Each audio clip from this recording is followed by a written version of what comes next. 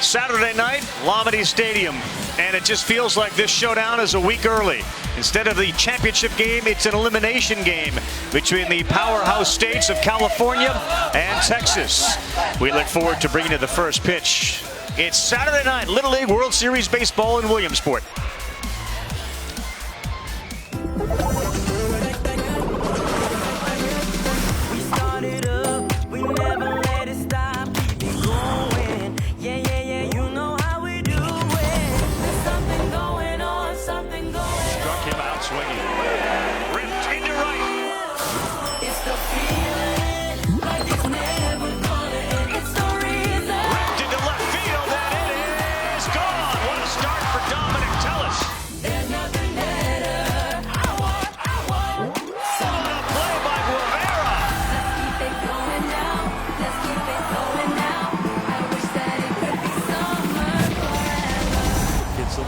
Series, anything can happen.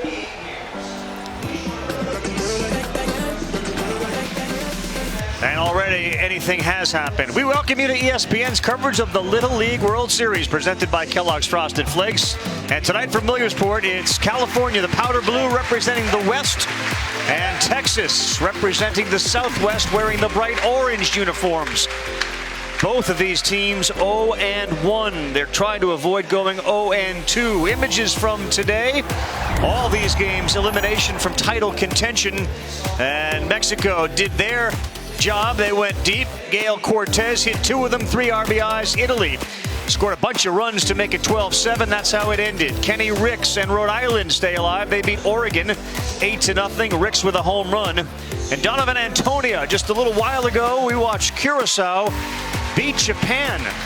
Only the second time that Japan has ever come to the Little League World Series and lost 2 games in a row to be eliminated from contention. They did it the first year they ever showed up, and then 27 times later they'd had success. They'd won at least one of their first 2. This year, 0-2, and they will not be Little League World Series champions in 2016. Delighted to be joined by Kyle Peterson and our friend who loves reptiles. We'll get into that later during this telecast. Dallas Braden, who has shown up, and his first look out from the press box to that. What do you think? I mean, breathtaking. I had goosebumps during the anthem, watching these little guys take infield and outfield. I can't wait. This will be a good game, too, as Dallas will soon find out. These 2 states have had great success. In fact, these 2 states have won more than any other states when it comes to Pennsylvania. So let's take a look at what we got tonight. We have California, a team that's got their best pitcher on the mound because they opted not to use him in the first game. It backfired. What will Victor Lizarraga have to do tonight? Well, he's going to have to do exactly what he did in the Western Regional, Carl. And in 2 starts, this young man compiled some outstanding numbers. Take a look there. 12 innings, 0 earned runs, a bunch of goose eggs, 24 punch-outs as well, only 3 walks. He's the flamethrower, he's the party starter, and they're looking to start the party tonight with Victor on the mound. Things got started so well for Texas last night. Dominic Tellis hit a home run, like we're in good shape before Texas, and then they went in and made 8 errors, which is unheard of. Second most errors we've seen at a Little League World Series game in a long, long time. 1979, Kyle. Yeah, this was the offense last night. It was this swing, 3 hits total. Dominic Tellis drove in a run, and it was himself. Solo home run out there. We'll see him on the mound tonight. Offensively, he's been one of their top guys, but in the regional, he was one of their top arms. Struck out 14, didn't walk anybody. And I think tonight, especially after a defensive struggle last night, they need somebody on the mound to really set the tone. Hoping Dominic's that guy. Dominic and his dad. He's the manager, Mike Tellis. On the other side, California. The kids from Chula Vista hope to do what others from that area have done before. Win, win, and keep on winning all the way to a title. Our first pitch, this elimination game, is coming up.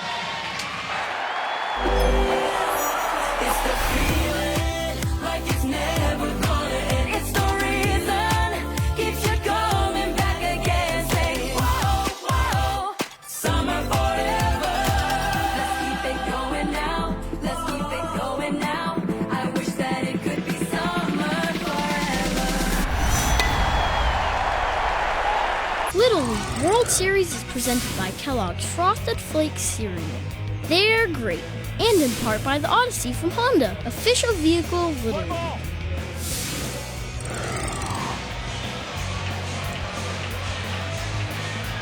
Ready to watch the big matchup? You get a variety of teams up there. Mexico is there. The Great Lakes is looking on.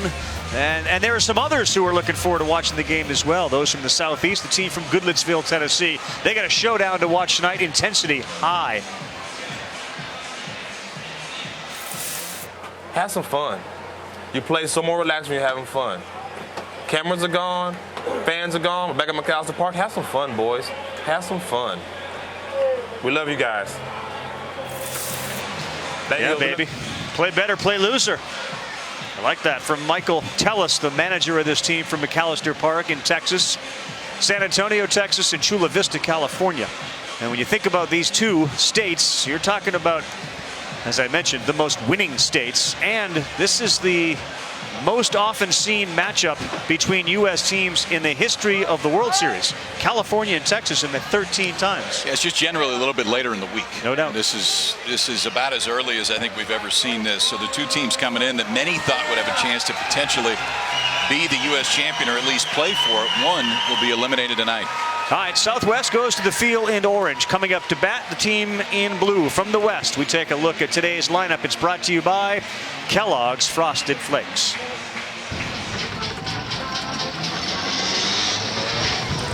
Hi, my name is Adam Amaro. My favorite player is Adrian Gonzalez. My name is Joshua Bruce, and my favorite baseball player is Bartolo Colon. Hi, my name is Ali Camarillo, and my favorite baseball player is Francisco Lindor. Hi, my name is Adriel Colmenero, and my favorite player is Giancarlo Stanton. My name is Omar Cordero, and my favorite baseball player is Bryce Harper. Hi, my name is Santiago Garcia, and my favorite player is Derek Jeter. Hi, my name is Luis Guevara Jr., and my favorite baseball player is Dustin Pedroia.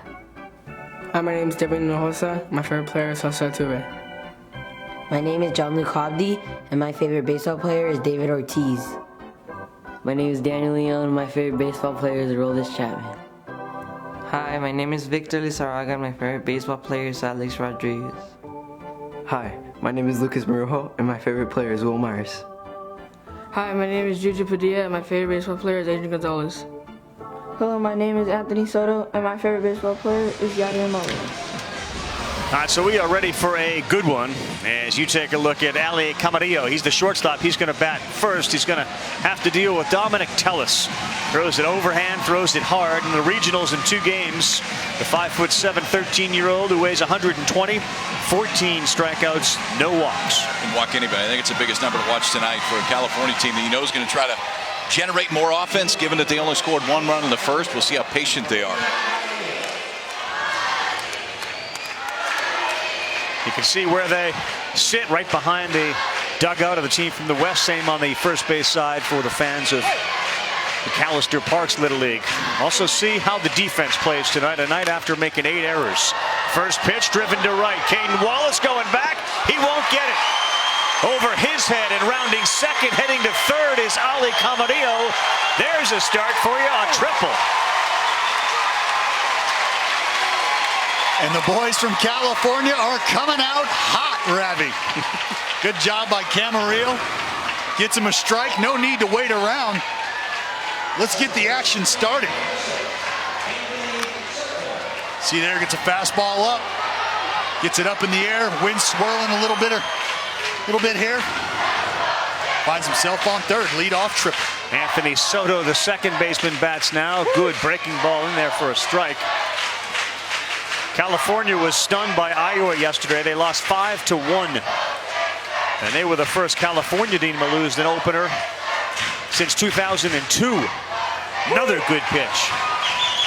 First pitch fastball, triple the other way. Then we go breaking ball to get right back in it. Dominic Tillis showing that the setting is not affecting him much here after that first swing. Well done. Good comeback for Tellis to get the strikeout. Just an outstanding job of adjusting by Tellis on the mound. As you said, Petey, first pitch fastball, then he backs it up with 3 breaking balls for the punch out. That brings up the number 3 hitter, Lucas Marujo. And California's got to do better with runners in scoring position. They were 0 for 6 against Iowa and 1 for 12 in their last 2 games.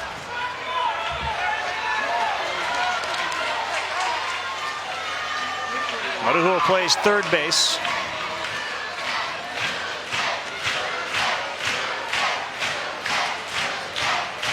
Got a little energy in the stands tonight. Chanton Lucas. This one is driven deep to right field. Is it going to be fair? No, in the corner, foul ball. Ball's carrying a little tonight, too. Pretty good swings to right field.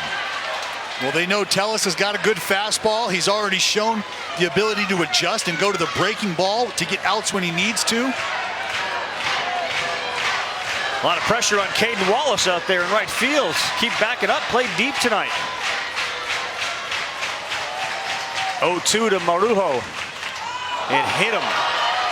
That's a mistake for Dominic Tellus. Ahead 0-2. Try to throw a breaking ball inside, and it didn't.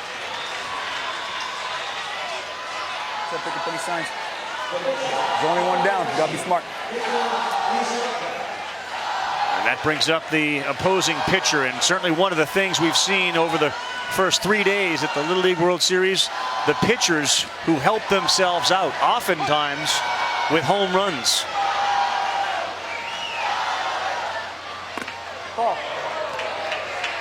Lizarraga is 0 for 3.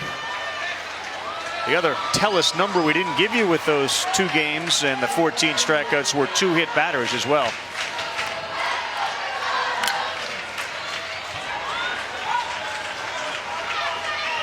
He's pretty comfortable throwing that one. And the breaking ball inside hit Marujo, but other than that, it's doing almost every other one over for a strike. That one gets by. Here comes Camarillo. Throw to home. Close play. He's called out. It may be a review of that one. Camarillo appeared to be real close to being on home plate when the tag was made. But a great effort by Compton, the catcher, and Tellus, the pitcher, to even make it close. Well, I tell you what, Camarillo did an outstanding job of not second guessing. He was definitive in his decision making, and he may have snuck that lead foot in there just underneath the tag at Tellus. We'll get an overhead shot here. And I don't know, fellas, it looks like that foot may have got to home plate just before the tag. Yep. It looks that way from here, and it does look like it was down too. Oftentimes that lead foot is elevated a little bit. Little League has absolutely done a phenomenal job of recognizing replays, and quickly, as you can see, Nick Carinci down there underneath home plate, having basically an answer within a very short period of time. It looks like right there that left foot is down, and he actually tagged the rear foot, which is the right leg. Wow, that's pretty close. Safe at home, and it's 1-0 California's the call as it's overturned by instant replay.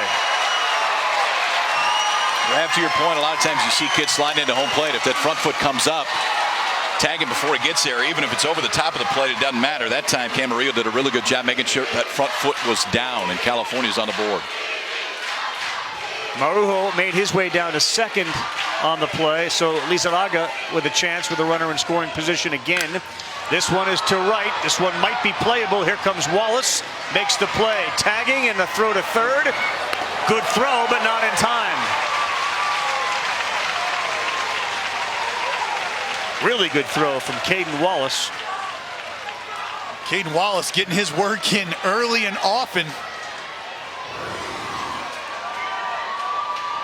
See there, look it in, 2 hands, makes a nice strong throw over to third base.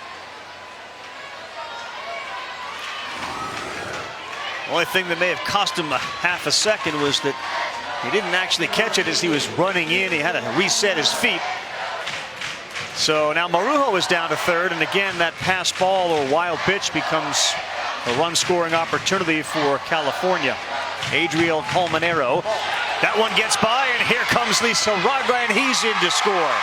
I should say Marujo to make it 2-0.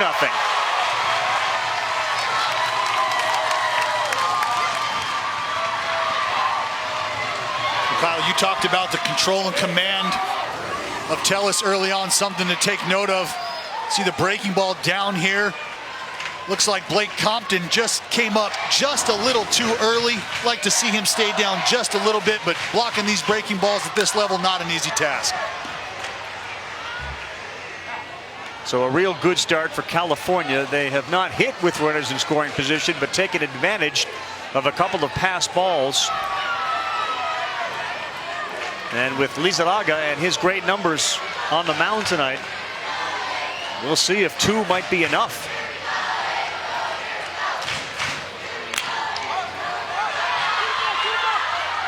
Nice play by the shortstop, Brody Tyser, as he throws out Colmenero. California strikes first. They get 2 in the top of the first. We'll see the home run hitter from last night, Dominic Tellis, when we come back. Back here in Williamsport, Pennsylvania, Saturday night. Carl Ravitch, Dallas Braden, Kyle Peterson, Jamie Sire down on the field for interviews as well. And now the team from San Antonio, Texas, with a population of 1.4 million, the second largest city in Texas. Home of the Alamo, of course. George Strait, Tommy Lee Jones, the Spurs. I mean, there's a lot of good things about San Antonio. Riverwalk. We're going to get a chance now to meet the kids who are going to try to cut into this 2-0 deficit. My name is Tim Arguello, and my favorite player is my grandpa.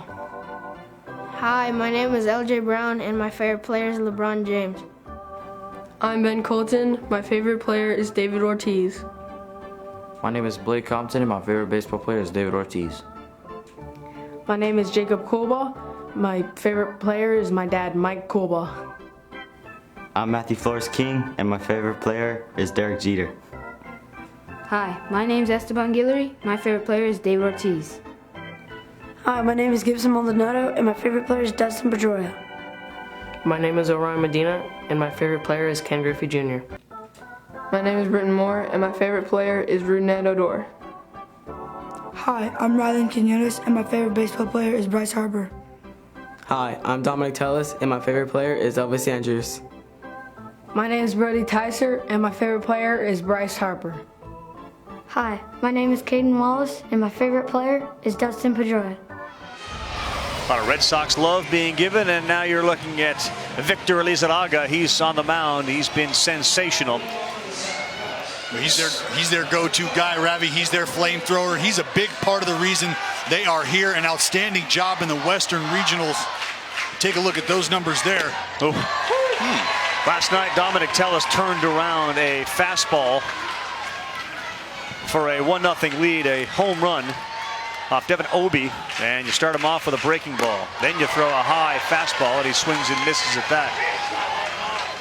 You think Lizarraga wasn't watching last night? Yeah. He knows what's up. 12-year-old scouting reports. Get it and go. 3 pitches, 3 strikes. Tellis strikes out. Lizarraga, whose past 27 1/3 innings have resulted in 55 strikeouts, now adds another one of that total. That'll bring up Britton Moore, who started on the mound last night, went out and made some great catches in center field. And as he steps into the box, we send it down to Jamie Sire. Yeah, Carl, this is not the first time that Britton Moore has been here at the Little League World Series in Williamsport. He was here back in 2012 when his older brother Mason was here with the team. They made it to the U.S. semifinals. He described it to me as, quote, insane. Of course it was insane. His father said he was more interested in playing on the hill instead of watching his big brother play baseball. But Britton tells me, you know, as fun as that was, it's definitely better to be here on the field. And he got some good advice from his big brother as well. He said, be yourself and don't change anything. Hi, James, thank you. He fouls that off. He apparently likes the word insane, too, as you take a look at the family of Britton Moore, mom Alicia, dad Jonathan. He says the uniforms are insane. A lot of insanity here. A lot of insanity. Breaking ball nearly got him. And I mean, you can't blame him for wanting to tackle that hill out there. Little brothers and little sisters everywhere are excited about the idea of coming out here to Williamsport for that hill, not for the baseball, for the hill. I hear you. You were on the hill, weren't you? Fact. Fact. How'd it end? It ended really well for me. I'm undefeated as far as cardboard racing is concerned. Petey, we've got some footage of that a little later. We might show you, but thought we might need a bag of ice. So the hill got one too. The hill got one too. The hill stays undefeated. Aggressive route. You know, it's rare you dominate the hill. All right, 3-2 pitch on the way to Britton Moore. good rip at it. He fouls it back. I think Britton took a little offense to that one that was up close to his face, so he's digging in there. Plenty of power being supplied by the man on the mound, Victor Lizarraga. 7th pitch to B Money. He fouls that one off. Understand when you watch Lizarraga, as you look down from high above Lamade Stadium, you're looking at a guy who has thrown 2 one-hitters in his past 3 starts. And again, they made a decision to go with Daniel Leon in the opener, hoping to win that one, have Lizarraga in this one and go 2-0. There's a walk, breaking ball high and inside. Good at bat. Fouled off a few tough fastballs. Lizarraga comes back, tries to throw a 3-2 breaking ball, and Texas has their first base run. Now you got big Rylan Quinones, 5'8", 176 pounds. His nickname is Tatundra, and there's a great story behind that. Good pitch, fastball in there at 74 miles an hour, which is about 96. So you're looking at, you know, Chapman-esque on the mound out there. Just getting it warmed up. Yes, he did. Yes, he did. The Tatundra, by the way, he was a big baby. His dad always used to say Rylan weighed 2 tons, which evolved into Tutundra and now Tatundra. He is a sturdy individual over there at the hot corner, no doubt about it. He can swing the bat, too. Got to figure with, as you said, the power being provided by the pitcher.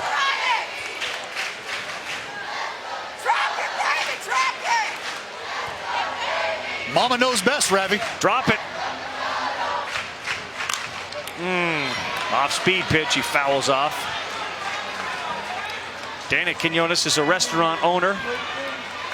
His dad, Ismail, also part of that restaurant ownership group. Hit a walk-off in the district tournament. Good eye.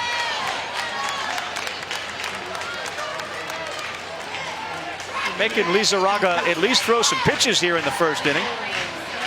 They are. They're doing a good job of making him work, fouling off a couple pitches. To third, we'll go to second for 1. The turn. Did they get him? They did. Marujo Soto. That worked beautifully on the 5-4-3 double play. You don't see many of those. That'll save some pitches. And this is something that'll grab your attention the minute you turn the TV on. Outstanding level of baseball being played by these young men and women here in Williamsport. We're back. Aerial coverage brought to you by DirecTV. If you call yourself a sports fan, you got to get DirecTV. Little 5-4-3 double play. 5 the third base position, 4 the second base position, and they doubled up the big number 3 hitter, Rylan Quinones. Time now for our family interview. It's brought to you by Heinz, and with more of that, here's Jamie Sire. Carl, thank you so much. Up first this inning is Daniel Leon. I'm with his older sister, Isabella, who has a scholarship to UC Davis to play softball. So you're kind of his coach, right? What do you work on with your little brother?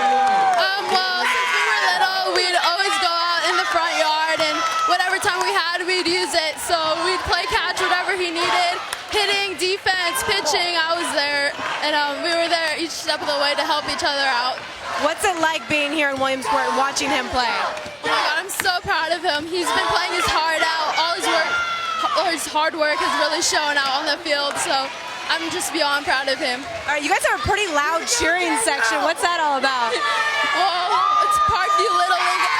Every game we're loud. It really helps the boys. They've said it themselves, so it's really helped them. Well, it's definitely noticeable here.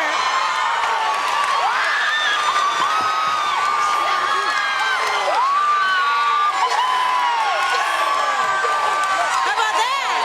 That was an awesome, great hit. I love him. All right, enjoy it. Thank you so much. Thank you, I appreciate it. At some point, everybody's going to have Jamie Sire just interview them. She's got the touch right now. It is an automatic hit or home run for whoever is related to the person she's interviewing. We saw the home run from JT Garcia last night, and now she interviews Daniel Leon's sister, and boom, a double. And this was a rope. Like that swing, too. It was aggressive right at the beginning. First swing that Danny Leon took was aggressive. This one connected.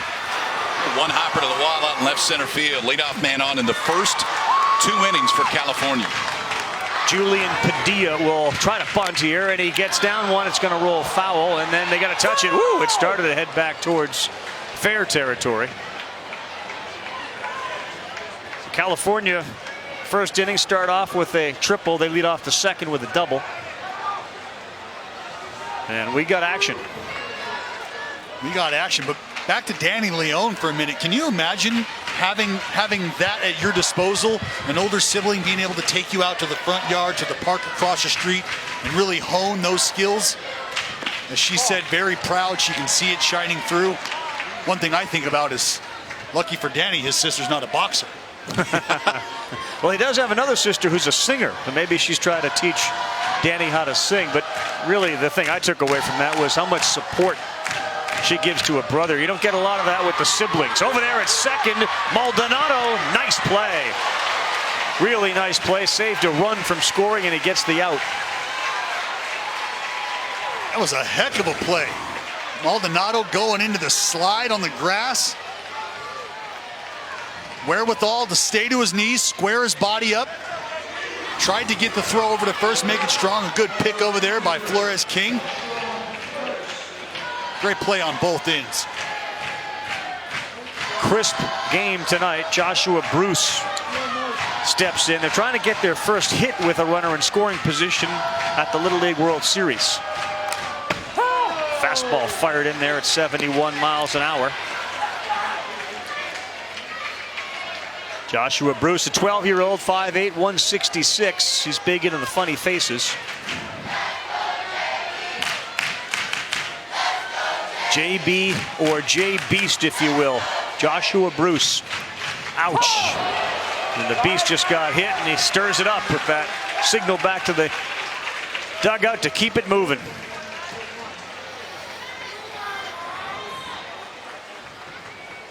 All right, so this is pin craze. You're familiar with the pin craze, right? I am familiar with the pin craze. A lot of collectors out there. It's something I actually had seen and noticed since I was in Little League. A lot of the older gentlemen who find their way to the tournaments, they've got all these pins on their hats from 60s and 70s, and they got pins older than all of us. We have a special pinch runner going in. That's Luis Guevara. Kyle's son is here, Teddy. He's got suitcases of pins he carries around with him. No, I'm not joking. He's been aggressive. He's been aggressive on the pins. Yes, I did. John Luke Hobdy bats now, and he offers it that for a strike. Only one out. Leadoff double for Daniel Leon. I think the pins, that's a good deal. It's a good thing. You know, you think about blast. Yeah, you think about postcards or stickers when you're traveling, slapping one of those on the suitcase. You get to bring out a book full of these pins, telling you all kind of stories, where you've been. Those are the suitcases. I don't want to mislead you into thinking it's like a big American Tourister suitcase. Oh, yeah. Those are the suitcases. Yeah, you had me thinking he was not carrying on his pin collection. Somebody rolls in with American Tourister. That's when you know you got your work cut out for you. Good pitch, and Hobdy is retired. That's a big second out. And that's the spot on the mound. If you're Dominic Tellis, you really do need the strikeout. This breaking ball seems to be the pitch he's most comfortable with. And he's thrown it on that side of the plate. He's hit a few guys throwing it inside, but that time just froze John Luke Hobdy for a big second out. We're back to the top of the order. And that's Ali Camarillo. Remember how he started things off. Hit a ball to the wall in right for a triple. That's a tough pitch if you're a right-handed batter. It starts at you. Well, that's that front door breaking ball almost, and it's not something that these young men are used to seeing, especially with the frequency in which Tellis is delivering. Daniel Leon at third. Slow one. It's off the bat, foul ball in foul territory.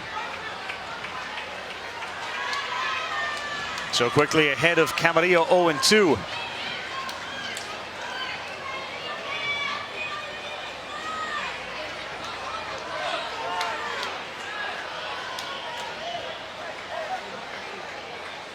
Talk about the vocal leadership on the curveballs. Side ball of the West. Gonna need a lot of ice after this. Stay inside the baseball, have a plan. Let's go. That's Anthony Soto down there. Jorge Camarillo. Steven Herrera, the coaches. So Jorge, who is the manager, watching his son Ollie. Off the glove and not found. Scoring from third with a third run is Leon. Compton had to go off his glove and he didn't know where it went. About all 3 runs coming in this way. Yeah. And one thing these California base runners are doing, guys, is they are reacting first instinct. There's no second guessing the break towards home. He's off as soon as he sees separation. Error on the side of aggression. Guevara has moved down into scoring position at second base, but again, last night, Texas errors. Tonight, 2 runs on pass balls and 1 on a wild pitch. And that one in that 0-2 count. I mean, they're trying to throw the fastball up to see if he can get a swing. It was just a little bit too high. Long way for Blake Compton to have to reach and just didn't have the time to get the glove up there. That one may get through. It does. Guevara to third. He'll put the brakes on there. And the train keeps moving for Parkview Little League. Ali Camarillo's got a day going right now. Tripled to start this ball game, came around to score. Now this time gets into 2-strike count, just drives it in the spot that nobody can get to it. Good leadoff hitter, Ali Camarillo. Maybe not the power guy, but he's 3 for 3. I should say 3 for 5 at the Little League World Series. And now Anthony Soto.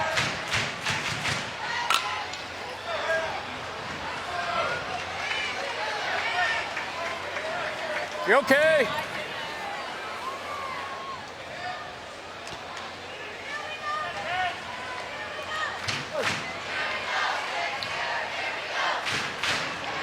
Ball. See the ball break, so you know. Anthony to Anthony. He's heard that before a lot, I'm sure, with Dad helping him through the years. That one driven to center field. And he's just rock solid out there. Britton Moore got a good jump on it. Made a great catch last night and reels that one in as well. 1.5 in the books. California's got a 3-0 lead over Texas. We're back, everybody, and now let's take a look at our fresh take from the Williamsport Little League World Series. It's brought to you by Subway. Mexico winner over Italy 12-7 today. Gail Cortez 2 home runs. Rhode Island beats Oregon 8-0. Kenny Ricks hits a 3-run home run in the 4th inning and came on to close the game out. And Curacao behind Donovan Antonia. Big home run. Japan is eliminated from title contention. 0-2 for the first time since 1962. And Japan was beaten first by those guys from Vancouver, British Columbia, the team from Canada.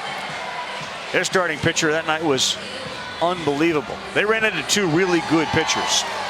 As we take a look at our Sunday lineup with the Little League World Series presented by Kellogg's. Australia and Panama started off at 11 a.m. Eastern time, and these are all the teams that won their first games. Tennessee and New York. Goodlettsville came from behind, won on a walk-off. New York a 7-2 winner in their opener. Kentucky and Iowa. Yeah, I guess dugout showing us how to walk off.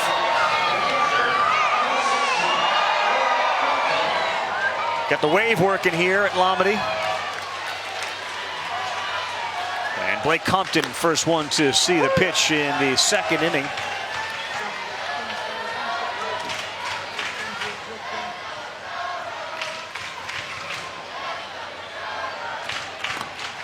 All right, so how do you like the vibe in the building? I'm loving it. This is amazing. Yeah. I got to walk around the village a little earlier today, interact with some of the kids. That was a blast. I mean, parents, relatives alike, siblings we've already touched on, the relationships that continue to blossom here, the relationships that are created between these players. Good energy, though, in here tonight, isn't it? You can feel it. Oh, absolutely. It's palpable without a doubt. I mean, the fans, the signs, the cheering. We're in inning number 2. The wave is already broken out. I mean, they're excited about Little League baseball here, and for good reason. They like the cameras, too. Oh, they're not afraid. 2-2. Compton, this is playable. Anthony Soto calls it and catches it. All the excitement of the Little League World Series, including score, stats, highlights, and more. You can find those at LLBWS.org. Dallas, that's Little League Baseball World Series, LLBWS. Yeah, that's a curveball for me. Or follow along on social media with hashtag. You're big into the hashtags, LLWS. Big fan of hash browns. Yes. So Compton pops out to the second baseman. Matthew Flores King now up. There's a lot more than just the Little League World Series in Williamsport, Pennsylvania. We have the hill, which we talked about, fouled off. But Dallas, Braden showed up. You showed up this morning? Is that when you arrived? Yeah, I like this. I arrived late last night. Okay. And the first thing you do this morning is you get up and you get into a taxi cab. Yes. Well, maybe, I don't want to say the first thing, but very early in the day. Very early in the day. That is how things started. That one's fouled and dropped. So then what happened? Just help the people out with what you did. A taxi cab ride over to none other than Clyde Peeler's Reptile Land. Yes, you did. Been there. You did. Been there. And you wanted to go. Oh, absolutely. I'm for the alligator feeding. Yeah, I'm a big animal guy, big animal lover. My wife and I both. We've got 2 sulcata tortoises. Those are African land tortoises, the largest African land tortoise. How big is that? The oldest one, over 220 years old. The heaviest one, over 220 pounds. You're kidding. True story. I do not own them. I did not meet those guys, but they've got it in them. They hang around. Where do those tortoises stay at your house? I don't want to get off track, but are they inside or outside? They're both. Inside, outside. They're big enough to kind of write their own checks. Little tortoise door. This one fielded by the first baseman, and Colmanero takes it himself. Any other story from Reptile Land? Well, yeah, Reptile Land, you know, we are out here in Pennsylvania. I did my touring. I took in the sights, and I went to get a cab ride back home. Ooh. Yeah, not so much. No. Not so much out here in Pennsylvania. There's not a cab line outside of I was given a window of roughly 10 to 50 minutes. Okay. For the pickup. For the pickup. However that works out, I'm not quite sure. But then he reminded me, actually, it's possibly a 2-hour wait. 2 hours to get the cab ride back. 10 minutes or 2 hours, whichever comes first. You had some assignments. You had work to do. I had stuff to do. I wanted to prep. I wanted to come and check. I had some funnel cake I was smelling from the hotel. I had to come get that in me. Right. So it's a full day. Being from California, I thought, you know, I could solve this. Let's just Uber. And so I asked the lady at the front desk, can we Uber? And she asked me what Uber was. And so I quickly went to the backup plan. That answers your question, I think. Do we have one of those here at Reptile Land? Did she think it was an animal? I'm not exactly sure. She didn't think that she had the venue set up. The alligators. Right. So I asked another gentleman, and I asked him what the odds that Uber would strike was, and he asked me who Uber was. All right, LJ Brown strikes out.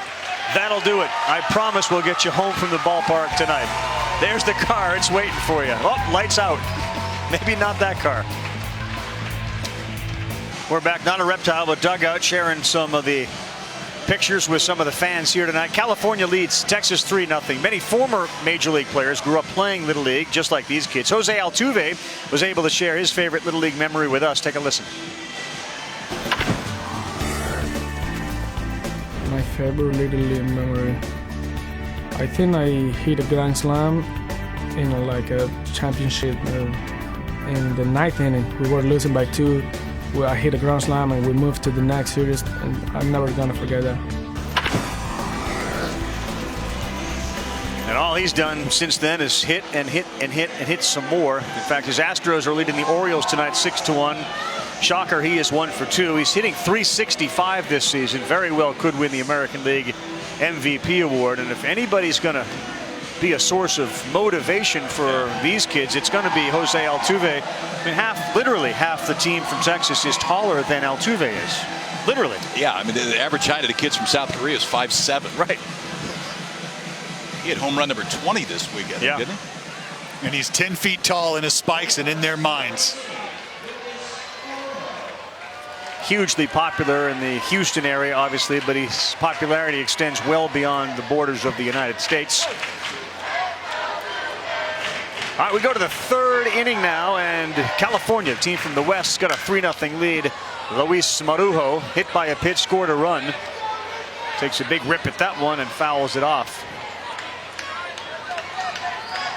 Worked out really well so far. California getting 2 and then 1, all on either wild pitches or pass balls, and they have their best pitcher on the mound who just doesn't really give up any earned runs. Very rare. Well, it's important as far as a mindset is concerned, too, for these young men to get out there and scratch out a couple early. Run scoring hasn't been a part of their game as of late. But to get a few on the board, knowing you got your big guy going for you, that'll kind of put you at ease. Think about the approach, too, we're seeing. Obviously, well, hat down with Tellis, who likes to throw that inside breaking ball. You look at where Marujo stands on the plate. Yeah, he's leaning out over it. There's not a big window there to get one in. Look at where they're setting up. They threw it there. You like that, too. Just, I mean, for a kid 12, 13 years old, to see somebody climb on top of the plate and still not be afraid to throw the fastball in on their hands. Because if you can get it there, it's going to be a really good pitch. It just doesn't look like there's much room. And that's something we've noticed, and that's an outstanding point, Kyle. He continues to pound inside off that fastball with that breaking ball as well. That's been the problem for Tellis tonight, though, that breaking ball, and that's the third hit batter. Really, the early theme has been hit batters and then wild pitches and pass balls. It's not like California has been tearing the cover off of it with the bats. And all 3 that he's hit have been on this pitch. That breaking ball just gets a little bit quick, the arm lags behind, and just kind of sails on him a little bit. So all 3 innings now, California's had a leadoff man on. Our Sunday night baseball matchup has the Giants hosting the Mets. Mets all over them tonight early in their game. Our coverage starts with baseball tonight's Sunday night countdown. We'll have Adnan, we'll have Dallas, and Tim Kirkshin will also be doing it from Williamsport, Pennsylvania. It's also streaming live on Watch ESPN and the ESPN app. Mets and Giants Sunday night. First pitch, and there you go. A wild one that gets by, and Marujo goes down to second.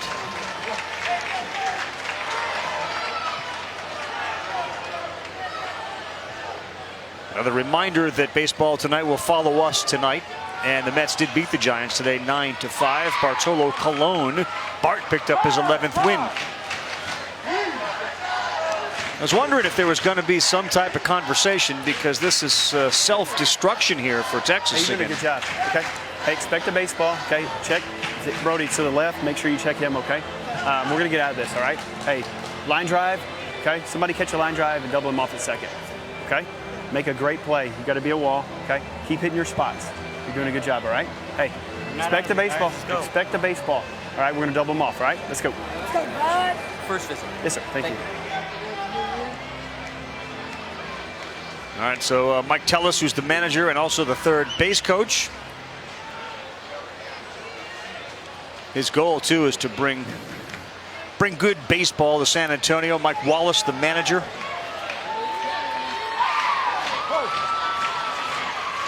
That was Mike Wallace who went out to speak to Tellis and said he's doing a good job. Well, and what you like to hear is the positive reinforcement.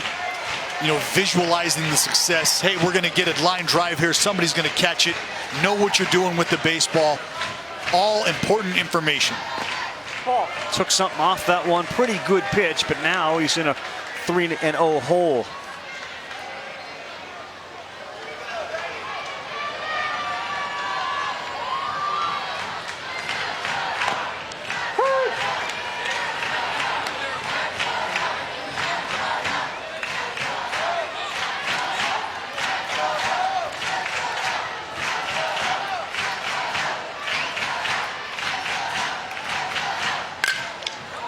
Lizarraga got a short. No advancement. Nice play by the shortstop, Brody Tyser. They were looking for the line drive. and they got the ground ball out. Still take that one. We'll take the ground ball all day, every day, twice on Sunday. Base runner's got to stay at second base. Came back from the 3-0 count. That's a good one. There you go. There's your ESPN app. Multitasking. It's amazing how many of the kids will tell you that they do watch so much sports on the ESPN app. That's dedication right there, too. We get the big bracket. Hand-drawn bracket. Big bracket. Pinch hitter Devin Hinojosa will bat now.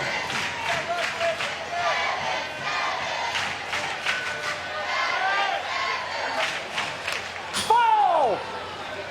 So you saw, by the way, over there on the bench, we talked about the coaching staff of Tellis and Mike Callis. Callis has some familiarity with the Williamsport area. He, in fact, was a professional baseball player here. The old Cross Cutters now play their baseball in Williamsport. Oh, that ball is ripped down the line and left. It's gone!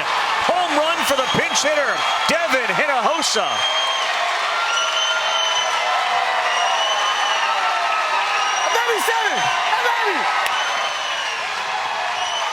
Woo, that got out in a hurry.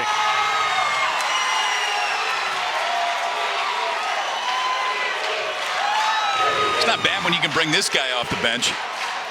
Little breaking ball that just kind of hangs right in a sweet spot for Devin Hinojosa and drops the head of the bat right on it and drills it out to left field. The only question was whether it was going to stay fair. It did. Carried about 10 feet beyond that left field wall, and California extends the lead to 5-0. And Kyle, that's what happens when it's about 10 feet off the ground as well. That thing will stay fair. That thing got out quick, fast, and in a hurry. Smoked.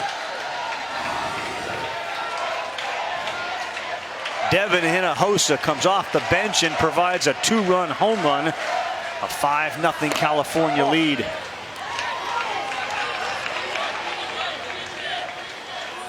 Iowa, they had 1 run and 4 hits. They've matched their hit total and have 4 more runs tonight, and they get their best pitcher on the mound.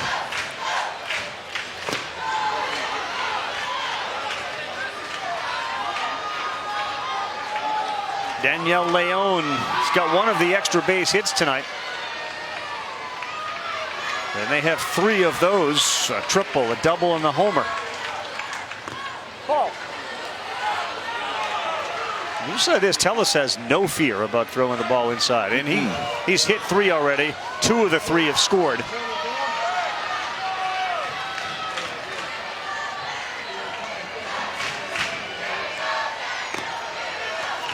Well, you talked about it, Carl. His coach and his dad, his goal ultimately to bring good quality baseball to the San Antonio, Texas area. That's something that's learned at a very early age, the importance of being able to pitch inside, what it can do for a pitcher.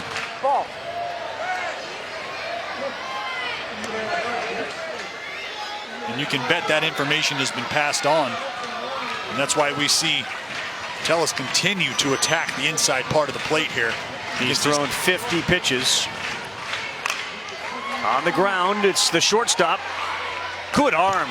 Boy, Tyser never really got to him that quickly, but he threw a laser shot over there to first to retire Leon.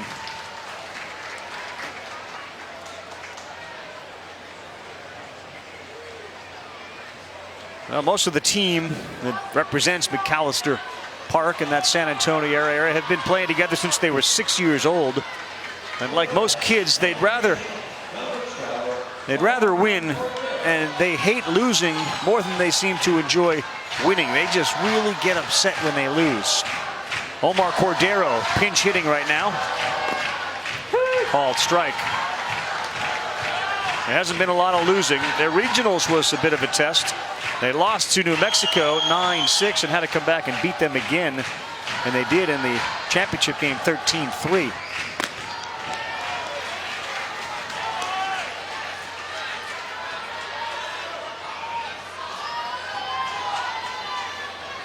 So the team from Curacao coming down. That may be one of those, you guys knocked Japan out? Wow. Yeah, that's coming off a win right there. There's the home run hitter. Yeah, you can fill out a shirt.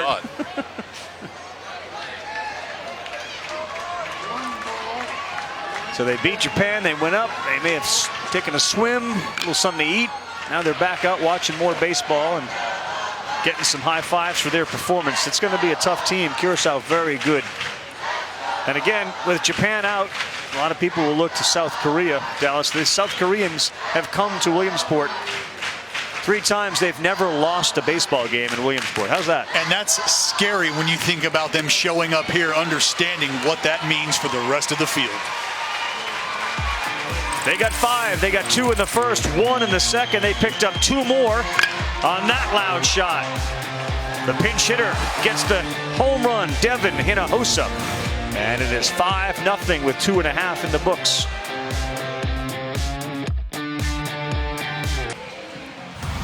Welcome back, everyone, to ESPN's coverage presented by Kellogg's Frosted Flakes, this 2016 Little League World Series. It's presented by Kellogg's. It continues Sunday. We'll start things off in the morning, 11 a.m. Eastern Time. Australia and Panama will get together. Tennessee, New York at 3. Canada, South Korea at 5. And Kentucky and Iowa will face off against each other at 7. That one on ESPN2 tomorrow night. There is a chance of rain tomorrow in the Williamsport area, which is why I think they put that tarp down there on Volunteer Stadium already, just in case. Well, this is a tall order. Texas has to get something going against a guy who you can't get something going against. Fire emoji might help. Brady Tyser. There you go. A little single into right field. First hit of the game for the kids from McAllister Park. Fire emoji. The bat's heating up. Here we go, Ravi. 7, 8, 9. Those of you who are thinking about getting to Williamsport, there's a couple of things that usually work. Pitching depth and 7, 8, 9 hitters, substitute hitters that all can contribute. All these teams have that. Breaking ball in there for a strike. Caden Wallace, the right fielder.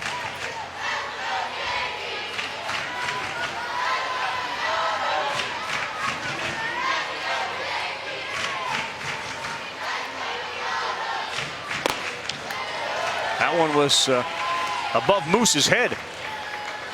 Moose. Above the antlers. I like that one. I love it.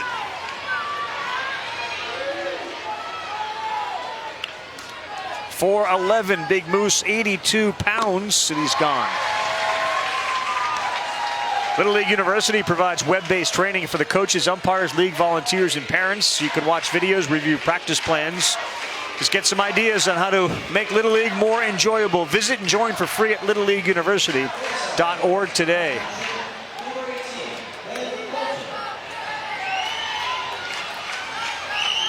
Number 18, Ben Colton's going to pinch hit. Ball.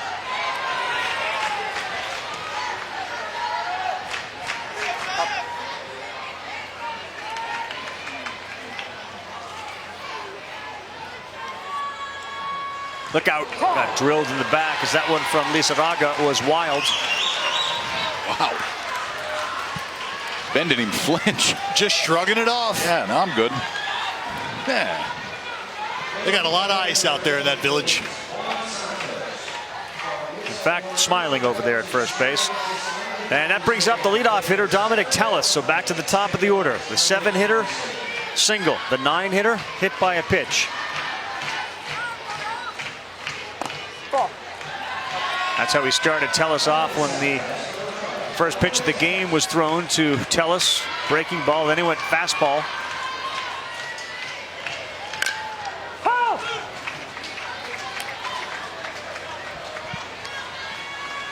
Thank you.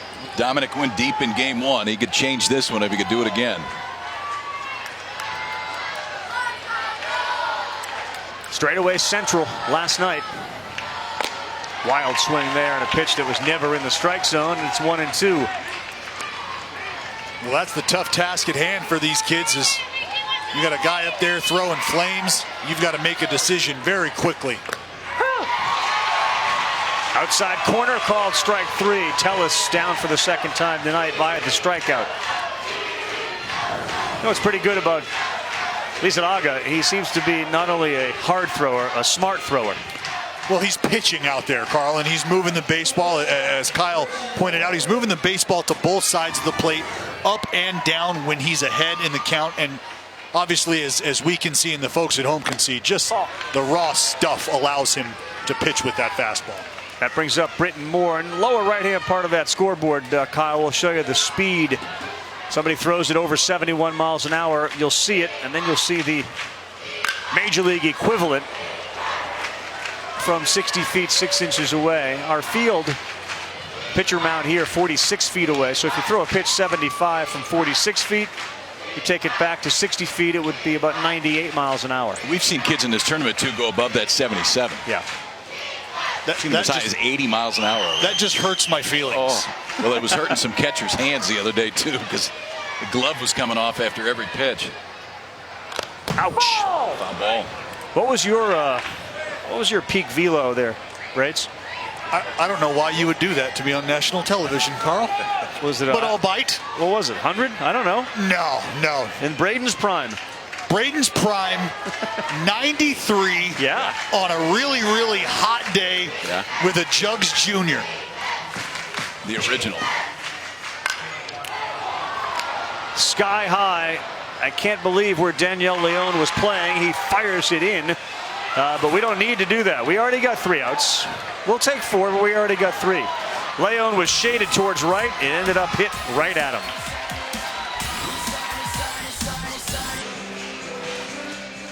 Now, every night, Little League likes to say thank you to their volunteers. And tonight, they gave out the Volunteer of the Year. Congratulations, Donnie Overholser and Susie Garcia, the Softball Volunteer of the Year. They threw out the ceremonial first pitches prior to the game. And when you think about how so much of the foundation of Little League is based on volunteers, to be named Volunteer of the Year is saying something. Little League also wants to thank the volunteers who make the program a special experience across the globe for millions of children, and their official sponsors, Gatorade, Kellogg's Frosted Flakes, who certainly help maintain the strength and leadership of the Little League program. The men in blue, women in blue, across the country and the world, all volunteer their time to do this. And a one-and-done experience for the people that get to come to Williamsport and call balls and strikes and out and safe. You ever have any interest in umpiring? I actually umpired while I attended the University of Texas Tech, and I umpired earlier in my days as well. But I love it. Yeah, I had to umpire. You had to go pick up that. Remember that pad you asked to hold? Yeah, the big blue pad. You had to go pick the pad and the mask up from the guy that ran it. Yeah. Too many hit batters tonight for Dominic Tellis. Again, tonight he's hit 4. 2 of the previous 3 came in to score. And obviously it's not a comfortable at bat when you know somebody is throwing as wildly as he is. Because these aren't just missing by a little. Santiago Garcia now up.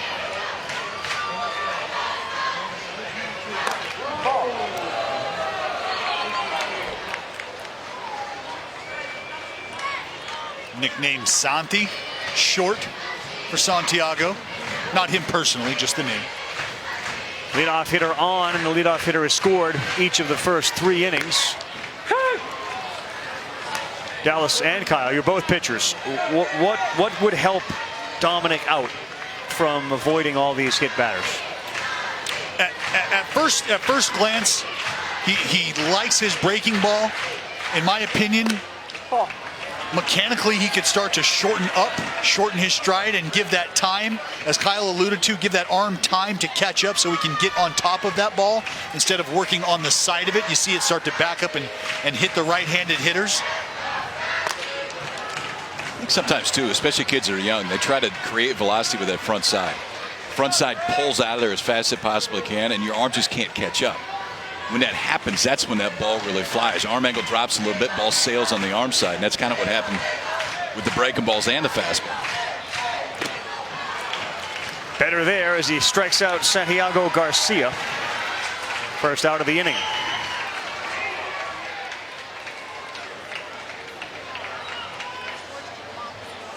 Just a wonderful Saturday here in Williamsport, Lamity Stadium, Volunteer Stadium. If you've never been here, you watch the fans. It's like musical chairs. They move from this field and then they head down to Volunteer and they get a chance to watch that game. Then they move back up here. You're all right. You're all right. Man, you ain't hit 4 kids in your life. You hit 4 this game. Hey, relax. Have some fun. Now this game. Hey, let's roll a pair up the middle. Okay? Let's turn 2 and get us inning. All right? Hey, we're not out of this. You understand me? We're not out. Change history. You understand me? Change history. We're going to that championship game. We got to start here now. Let's go. Let's go. Let's go. Hey, it's when it's walking. Like it. I liked it. And now we understand that this is aberrational with the number of hit batters. Yeah, I mean, remember, he went through regionals, didn't walk anybody. So, no. I mean, the hit 2, but he didn't walk anybody. Right. I mean, the control is obviously there. There's just been a few that he's flown on. But you like that. You like to hear Dad keeping it light. Hey, and something good, too, when he walks away. I always like that when a coach comes out. Good hold there. You could see the catcher, Blake Compton. He was pretty close to being over the plate. Ali Camarillo having a super Little League World Series. The leadoff hitter, a triple and a single tonight.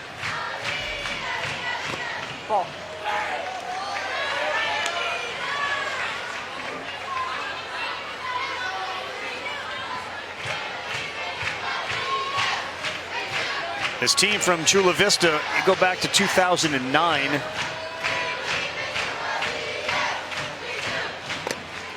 When a Parkview Little League team came here and won the entire thing, and that sort of planted a seed. That South Bay area in San Diego has produced a number of outstanding Little Leagues.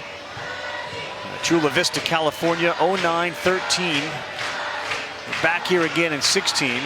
There's a good pitch in there for a strike. The expectation is that when you start your Little League and you pick your team, you're going to end up going to Williamsport and getting out of that regional in California. That's oftentimes tougher than the rest of the road. It's no easy task in both states, nationally known as hotbeds for talent at the youth age on up. But that 09 team with Max Ramirez, Luke Ramirez, Kiko Garcia.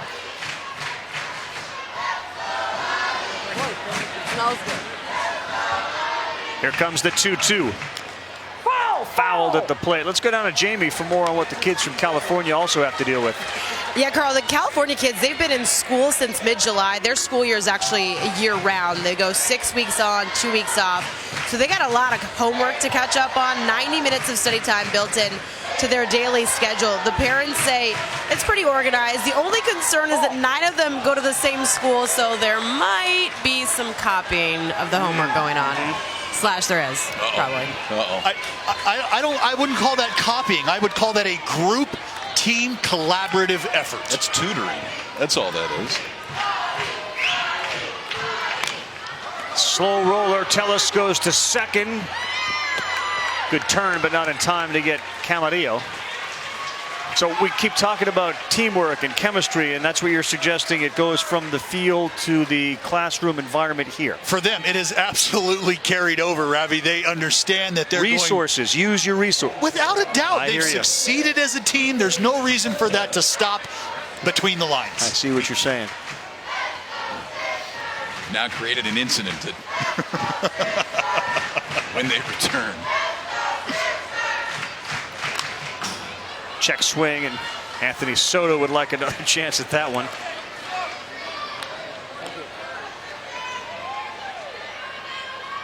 So all 9 of you read the same book, and all 9 of you liked the very end the best? That's accurate.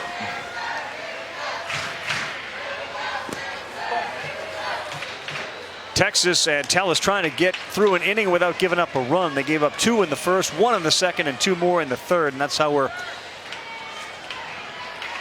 at, 5-0. The team from the Southwest has managed just 1 hit. Center field, deep. Back goes Moore, right at the wall. He makes the catch for the third out.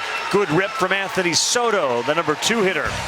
He's 0 for 3 with a couple of loud outs.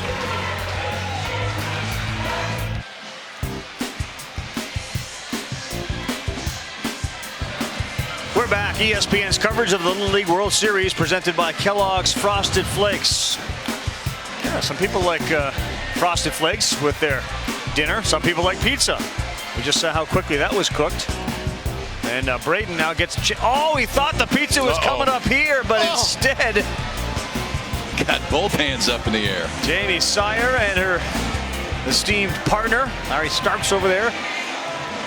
Looks like cheese. Get in there, Larry. I saw Larry working out at the gym today. He can have a slice of pizza. He worked hard today. And then when you're done, Jamie, send that vibe all the way up here. All right, Rylan Quinones, he bats third for Texas. Breaking ball inside. 0-1. So the South Bay area, good baseball. And San Antonio, Texas, mentioned Mike Tellis. He runs one of those facilities where you can play baseball, and he wants to bring good baseball to San Antonio. I think that's a theme about these coaches. Many of them coach without children on the team. Many have them, but they just want to see baseball improve, and they want more kids involved with it. They're really interested in growing the game and making it better. Lizarraga throws out Quinones. And it's a good job by Lizarraga to pick that ball up barehanded, slow roller. Hit his foot? No. Okay. Hit the plate. Yeah, hit the plate. Like to see the fundamentals continue to shine through.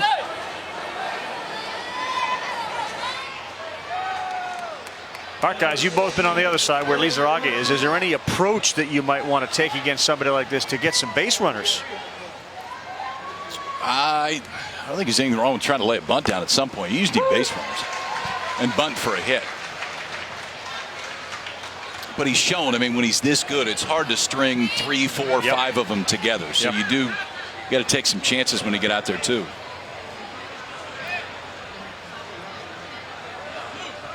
Time called by the first base umpire, and here at Lomedy, if you're going to get down to the bullpen, you actually got to run on the field to do so. And that's what we're doing right now. That's Rylan Quinones, who just made the out. He's running down there, and he's going to throw some pitches. When you face a guy like Lizarraga who just continues to pound the strike zone, continues to get strike one, you know, to Petey's point, it's tough to continue to stick with that same approach, because here you are, it's later in the ball game. You're trying to create base runners, create scoring opportunities, and you know, few if any balls have even left the infield. Blake Compton is batting now. He flew out to the second baseman his first time up. Good rip at that. You can tell this outfield from California. Yeah, they're not used to too many kids pulling the ball. Look at where they are. Victor Lizarraga. I mean, our left fielder's playing almost straightaway center at this point. Easy play for Lucas Marujo over there at third base. Baseball tonight follows us, and then at 11, tune into the Sports Center at night. Lisa Kearney, Kevin Connors. The Olympic story, Major League Baseball, Little League World Series, the NFL, updates from UFC 202. Well, Braden all into the UFC 202. Look what's delivered here to you, big fella. Hey, yo! I mean, literally excited. Your eyes lit up when you saw that bad boy. We got one plate and napkins. I mean, you are locked in right now. Well, yeah, I think the plate. Yeah, the plate was maybe for you, because I've got this. Yeah, you're all set. That is your plate. I feel like a sire has been here. Sports Center at night tonight on ESPN, streaming live on Watch ESPN and the ESPN app. Yeah, that's got fifth inning stretch written all over it.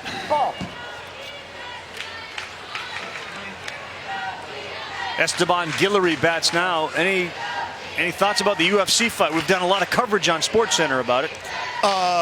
Nate Diaz. Yeah. Again. That's your guy? Believe it. Guillory, slow roller. Marujo, no problem. And Victor Lizarraga is living up to his billing, his hype, a 9-pitch inning. We're through 4. And California feels like it's real comfortable. 5-0, they lead it.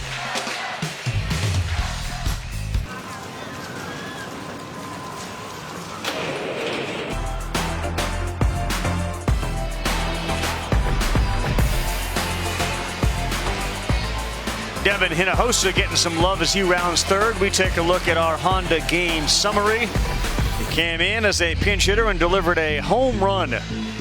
And California behind the great pitching of Victor Lizarraga, who's thrown 57 pitches, 4 strikeouts, a walk, in 4 innings. Texas has managed just 1 hit. It's only 5-0. Feels like it could be about 8 or 9. The way that Lizarraga has silenced him.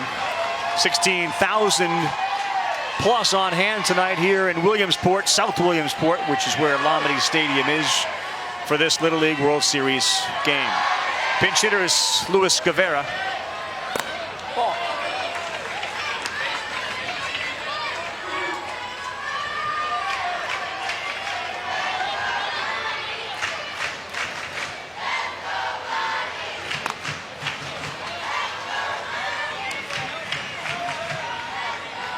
.13 players on the team from Parkview Little League, which means everybody will get at least 1 at bat.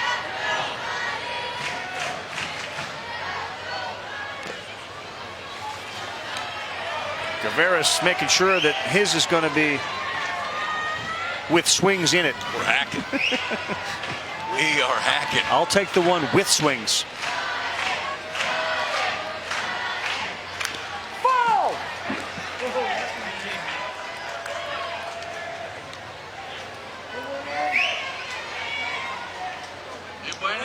Got some familiar names in the field this year, familiar states. Rhode Island, 3rd year in a row, they're here. Oregon, 2nd year in a row. That Bowling Green, Kentucky team back again. They look very good. So does the team from Maine, Enwell, New York, as Guevara strikes out. It's the first time the leadoff hitter has been retired. And on the other side, again, if you haven't heard and you do follow the Little League World Series and maybe you tune in only for the championship, Japan has been eliminated from championship competition. They lost their first 2 games. Canada and Curacao beat them, so there will be no Japanese Little League World Series championship this year. Lizarraga sky high. You got Forbes King over there. It's going to be a tough play. It always is a tough play. Invariably, it comes back towards the field, and some of the Little Leaguers just haven't made that adjustment. Oregon loses their first 2. Italy 0-2. It is just a stunner to see Japan up there at 0-2. Yeah, the perennial powerhouse, the beast from the Far East, if you will. Always used to seeing them in the later stages of the tournament. It feels like any team on the United States side that's 1-0, and certainly California, assuming they win tonight, could win the whole thing. Yeah, I think that last comment's really true. I mean, California team just with the depth and the history, they can fight their way back through this thing. They win tonight, they'll get a day off. 1 and 2. Tennessee had one of those walk-off type magic wins that you like to see along the way. Hard hit on the ground to second, and that's Maldonado, who looks real good over there. Team from upstate New York, Maine, Endwell, has not lost a game all summer long. They look outstanding, and that's a legit. Yeah. I mean, you're struggling with your box score up here. How about if you had one of those? That's salty. Perfect penmanship. Yeah. And we're not doing it in pencil. No. I think we got rulers involved in that. Yeah, there's rulers. There's a compass somewhere. Yeah. A lot of straight lines. Hey, the refreshing part of it is not. It wasn't. It wasn't computer generated. I mean, a human drew that. I like that part of it. Yeah, I actually had Don Wakamatsu on our coaching staff in Oakland, and he writes out the lineup cards in calligraphy. He does. You're welcome. Really? Unbelievable. You show up early just to check out the lineup cards. I know I wasn't in it. I just wanted to look at it. Well, I remember when we were at the regional in Bristol, team from Fairfield, Connecticut, and I remember his name only because Michael Iannazzo filled out his entire questionnaire in cursive writing. The whole thing. And that is impressive because they don't even teach cursive in schools anymore. He blasted the whole thing in cursive. That's good work. Sign work for Adriel, who's at the plate right now. Keepsake. It looks like it's been signed by a lot of others.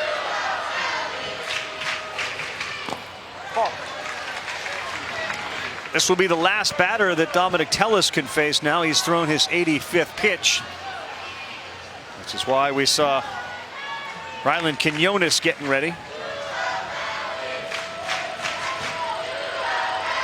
2-2. Strike three, it gets by. They set up on the inside of that foul line, and that was well done by Blake Compton and the first baseman, Matthew Flores King.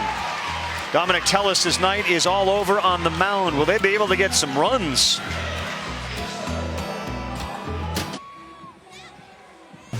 Little League World Series is presented by Kellogg's Frosted Flakes cereal. They're great. Saw a sign from Naugatuck, Connecticut. It's amazing where people come from to watch the Little League World Series in person. Aerial coverage brought to you by DirecTV. You call yourself a sports fan, you got to get DirecTV. Tim Kirkston and I last night in the lobby of the hotel, a couple of guys, two of them who had driven up from New Jersey just to watch the Little League World Series. Oh, you're killing me, Smalls. Yes. Yes. You're killing me, Smalls. Beautifully done. That good too. Work there too. That too. That's a rally ensemble. We get the lid to start. The creativity. It's like the 12-year-old never really left Dallas Braden, did it? Here we go. Rolling out everything right now. Rabbit's foot to the bat. See if it helps. Daniel Leon is up. Yes, he did. Check that. Julian Padilla.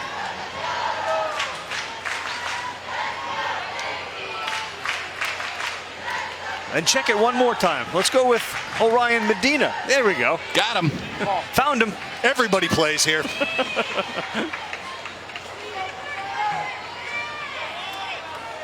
See? It's Orion. That's a big league name there. Call strike three. Orion retired. It's a big league pitch. 5 Ks now. Mr. Lizarraga has looked really good on the mound. How about 6 feet tall at 12 years old and all the control for everything going towards home plate. Just dots the fastball on the outside corner. He has looked really good all night. And now Jacob Coolbaugh steps in as a pinch hitter. Talked a lot about Jacob and his late dad, Mike Coolbaugh, last night. Remind everybody who don't know the story, Mike was 35 years old in 2007, a former major leaguer, went back to coaching and was struck by a line drive in the neck when he was coaching for the Tulsa Drillers. Suffered a ruptured artery and was pronounced dead within an hour. Jamie Sire talked to Mandy Coolbaugh last night. Talked about the connection that still exists between the children who were taken to games all the time and their dad. I know, Kyle, you knew I played Mike. with him. Played with him. Yeah, played with him in 01. He got called up to the big leagues. Still has dad's initials and the number on the hat. Hadn't seen Mandy in probably 15 years since we played together. It was in Indianapolis and Milwaukee that year. But it was cool to see this name on a roster, I can tell you that. Because his dad was an amazing guy and a heck of a ball player. As a result of the tragedy, Major League Baseball now requires all base coaches to wear helmets. Certainly something Little League may consider as well. You get some of these kids up here hitting foul balls, shorter field. It gets to those coaches real quick. Jacob Coolbaugh retired, 6 strikeouts now for Victor Lizarraga.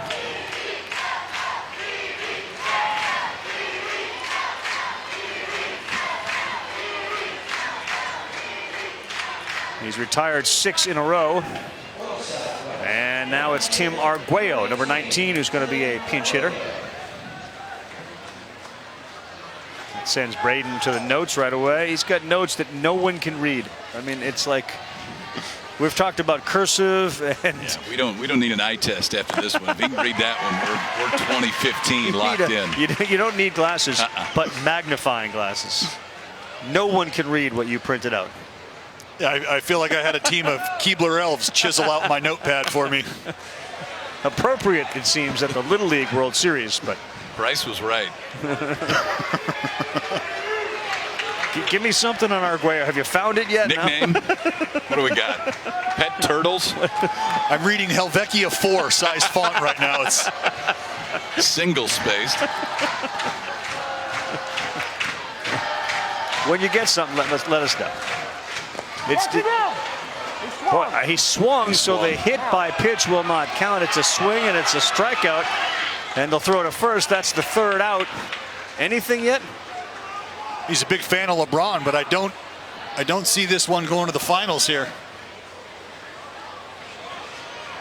He's going to be, I got to believe, called out. He swung at it for strike 3.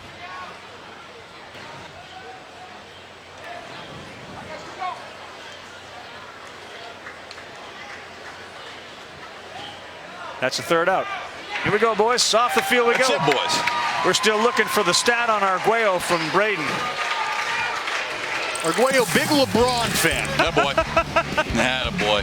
He loves LeBron. And a man after my own heart, big egg and taco guy. Let's grub.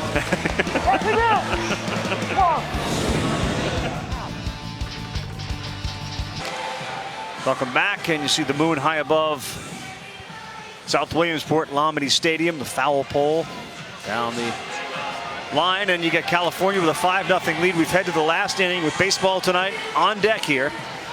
New pitcher has come in. We mentioned Dominic Tellis had thrown 85, so he goes to shortstop. And Rylan Quinones, the 5'8", 176-pounder. 3 earned runs in 3 innings at the Southwest Regional.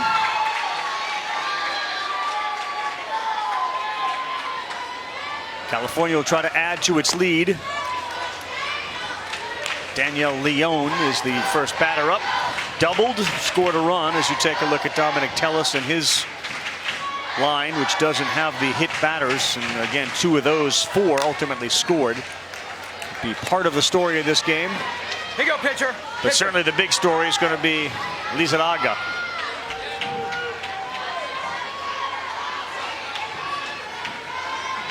California, if they hold on and win, will end up facing the loser of the New York-Tennessee game scheduled for tomorrow.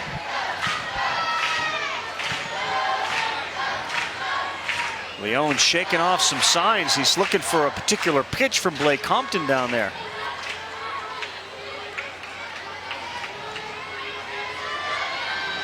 A pitch from Quinones. Oh, he knew what he wanted to do. He had it all figured out. Convicted. Yeah. Shake enough times, they'll get back to the 1-on-1. And you almost see Compton going, I don't know. I don't know how many fingers I have down there. I thought I threw them all down. That one works out all right.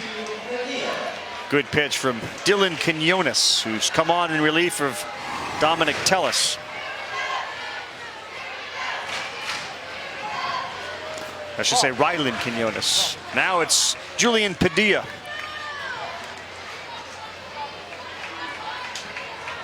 Well, the California coaches didn't seem too panicked after their loss either, and I guess when you have Lizarraga, it can calm you down a little bit.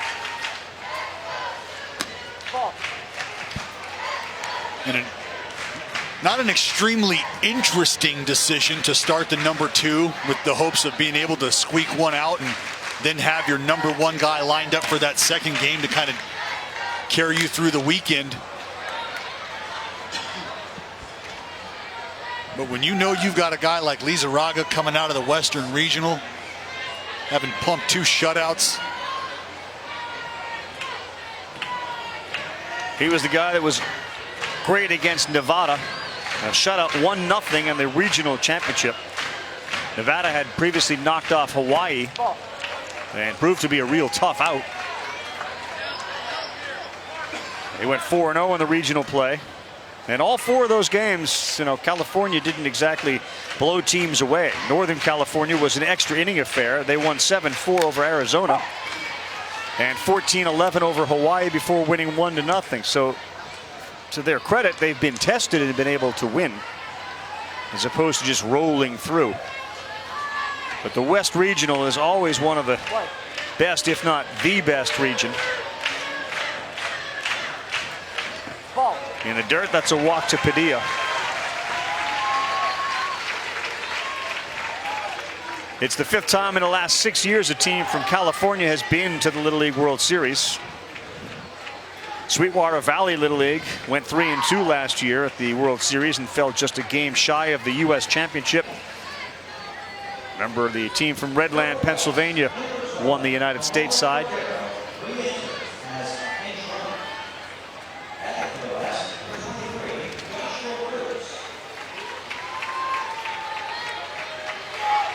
Lizarraga has thrown 69 pitches, so he's in good shape for the last inning as Omar Cordero re-enters the game as a pinch runner or as a runner.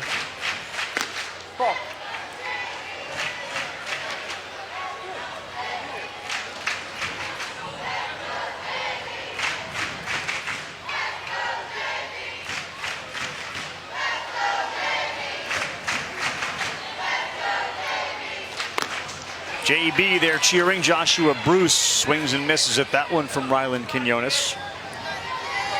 There's the sign, little wave.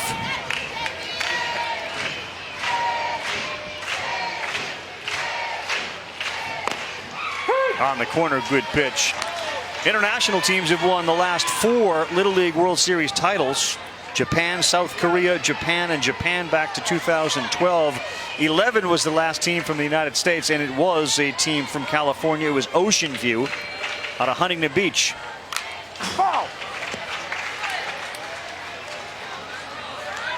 You talk about that Western region, California. They continue to be a mainstay here at the Little League World Series. We talked about it at the top. 47th appearance this year. That's far and away the most by any state.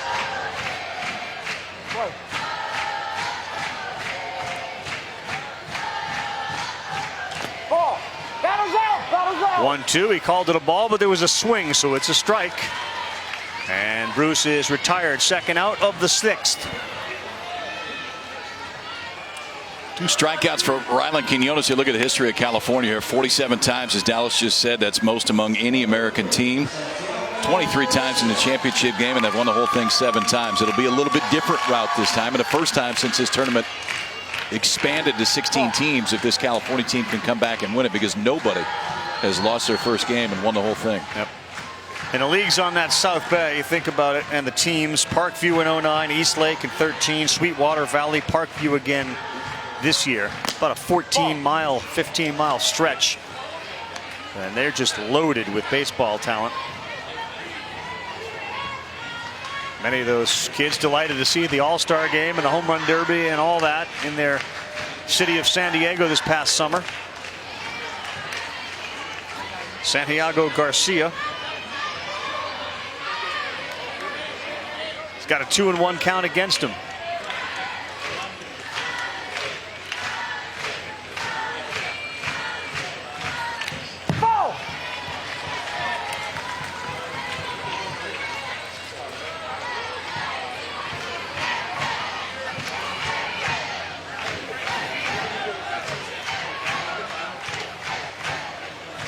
McAllister Park, you're taking a look at the boys now. We'll have the 9-hole hitter, and then we're back to the top of the order as they'll try to claw their way back here in their last at bat.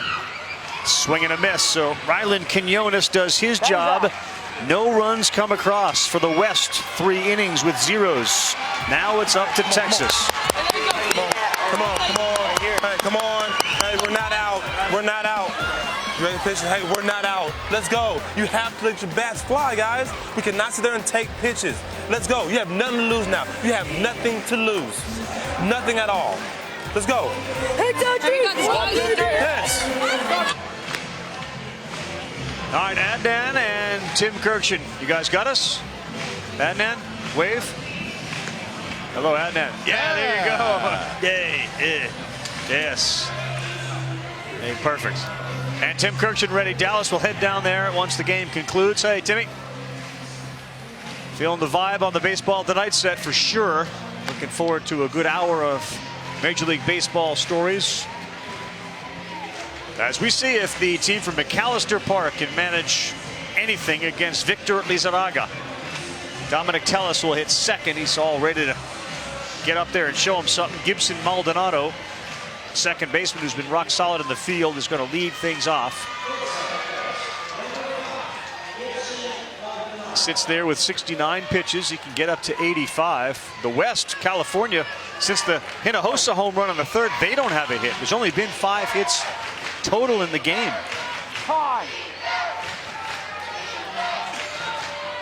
And I mentioned that Lizarraga has 2 one-hit starts in his past 3 starts. He's sitting there looking at another one, perhaps. Foul.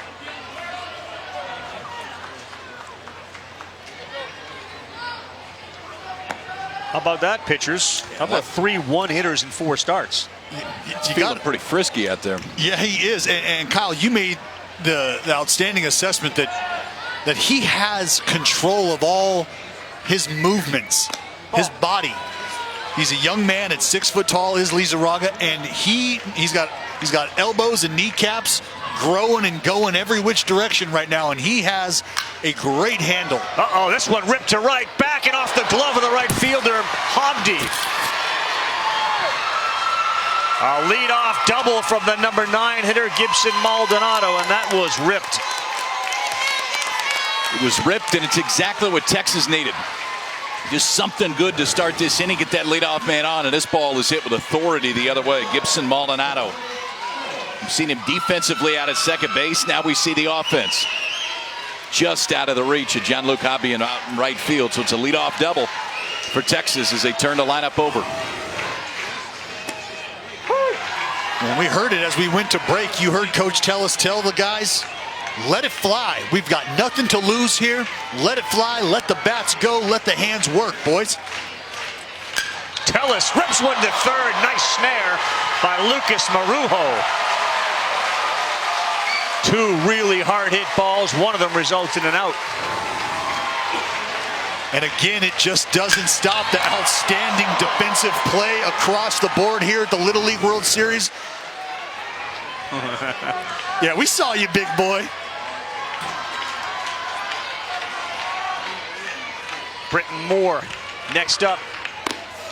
He's been buzzed a few times. In fact, I feel like every at bat, the move has been to throw inside to Moore.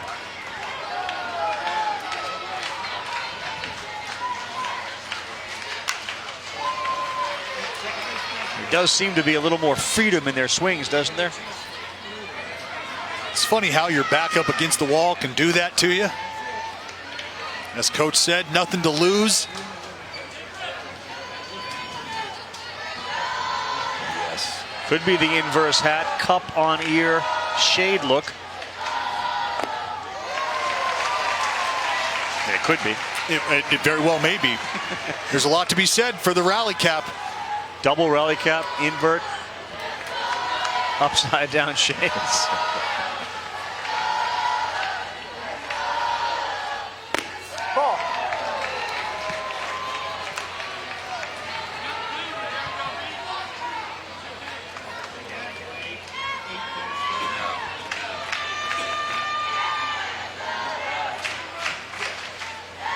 Yes, he did. Moore retired with the strikeout, and they're down to their final out.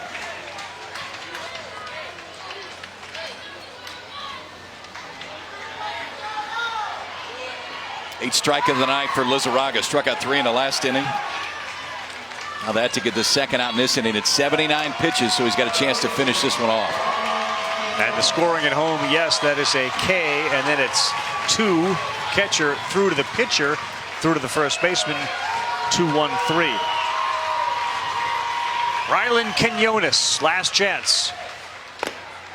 Strike 1.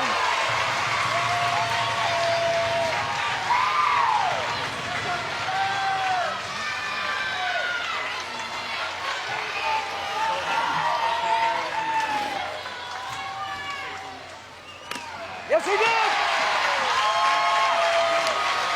That's the effect of a really good pitcher. Yep.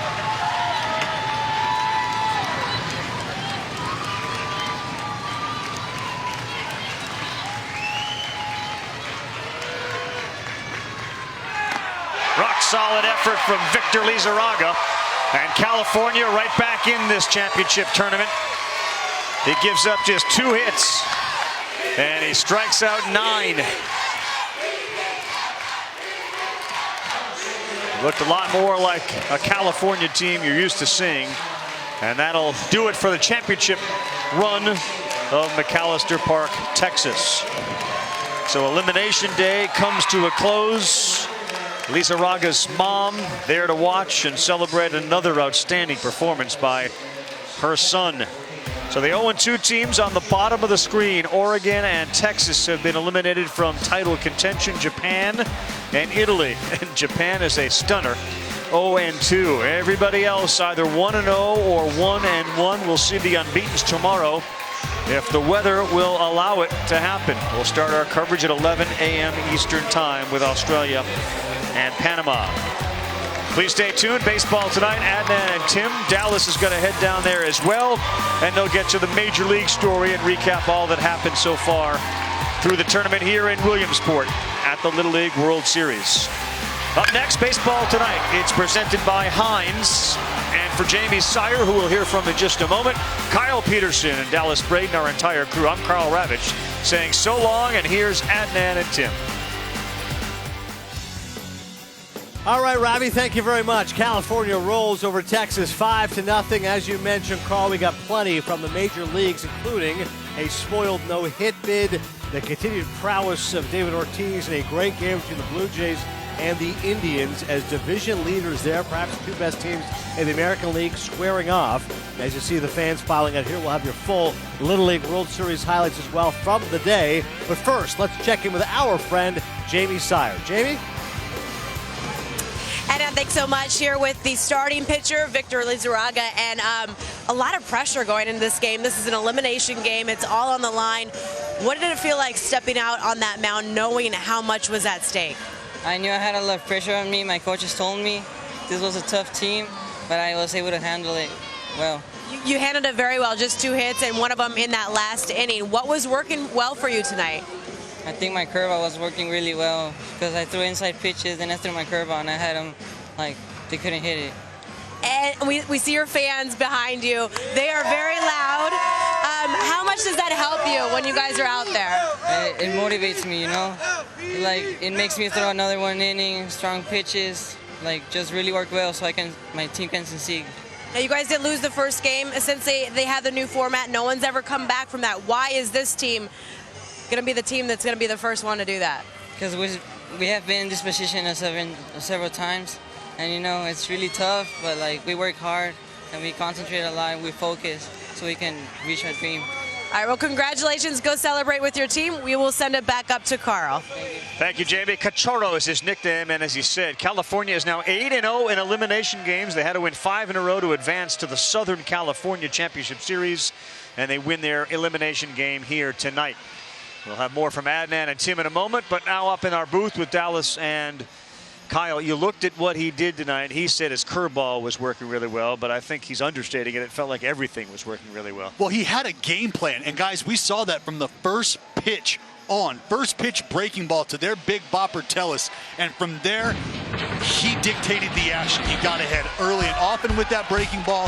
The fastball clearly was going to be overpowering, and it was just a matter of him, Kyle, getting ahead of these guys and continuing to force the action. And I think what was very impressive, too, is he got better as this game went on. I mean, he had 9 strikeouts over the course of this ball game. 5 of them were in the last 2 innings. Struck out all 3 facing the 5th, and then 2 more in the 6th inning. So we talked about him coming in. Obviously, the numbers of the region were outstanding, but they really needed an outing like this. It helped that they got 2 runs in the first inning, so he goes out there with a lead, and then really just took it from there. You saw that very good defensive play by the third baseman Marujo on that line shot. You know, the manager said after the first game, I'll put that on me. We didn't prepare the kids. They didn't look prepared. Is there a different feel, and is it just Lizarraga, or was there a different feel about California tonight? I think there was a different feel at the beginning. Obviously, he went out and set the tone on the mound. But Ali Camarillo, you lead off with a triple the other way for a team that scored 1 run the first time out. All right, now our offense is starting to feel a little bit different, too. You get 2 runs on the board. Now you can relax a little bit.